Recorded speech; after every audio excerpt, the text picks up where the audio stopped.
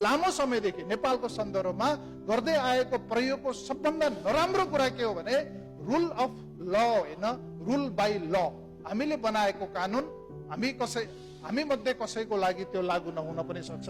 हामीले बनाएको कानुन हामी मध्ये कसैको लागि जसले बनायो, जसले मह काट्छ त्यसले हात चाट्न पाउनुपर्छ भनेको जस्तो गरेर जो मन्त्री छ उसले अलि बढी लानै पाउनुपर्छ नि त। यही मान्यताबाट आधारित भएर बजेट बन्ने। जो दलका नेताहरू हुनुहुन्छ उहाँहरूको अलिकति बढी त हुनै पर्यो नि त। यो मान्यताबाट आधारित भएर बजेट बन्ने। यसरी बजेट बनाएर हामीले रुल अफ ल भन्न मिल्छ?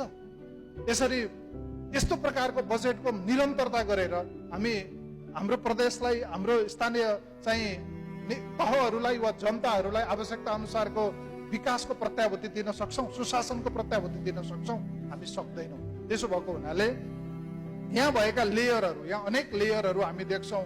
मुख्यमन्त्रीज्यू, अर्थमन्त्रीज्यूको एउटा लेयर, बाँकी मन्त्रीज्यूहरूको अर्को लेयर, अनि सत्तारूढ दलका सांसदज्यूहरू त्यो पनि अलि चल्ता पूर्जा सांसदज्यूहरूको अर्को लेयर, अनि सत्तारूढ दलकै पनि अलि सोझा सिधा सांसदहरू, टेम्पो चढेर हिँड्ने सांसदहरू, माइक्रो चढेर सुमो चढेर आउने सांसदहरू, यहाँ आउँदाखेरि 200-400 रुपियाँ तलमाथि पर्छ कि भनेर त्यसरी हामी होटलका कोठाहरूमा पनि बडो लोभ गरेर बस्नुपर्ने अर्को थरी सांसदहरूको लेयरहरू छ र यो लेयरहरूले हामीलाई बर्बाद बनाउँदै लगेको छ। त्यसकारणले यो लेयरमा सबभन्दा माथि बसेकाले सबभन्दा धेरै पाउनुपर्छ भन्ने मान्यता चाहिँ गलत मान्यता हो। यो मान्यतालाई हामीले चाहिँ अन्त्य गर्न सकेनौं, त्यो दुःखको कुरा हो। त्यो कुराको म विरोध गर्न चाहन्छु।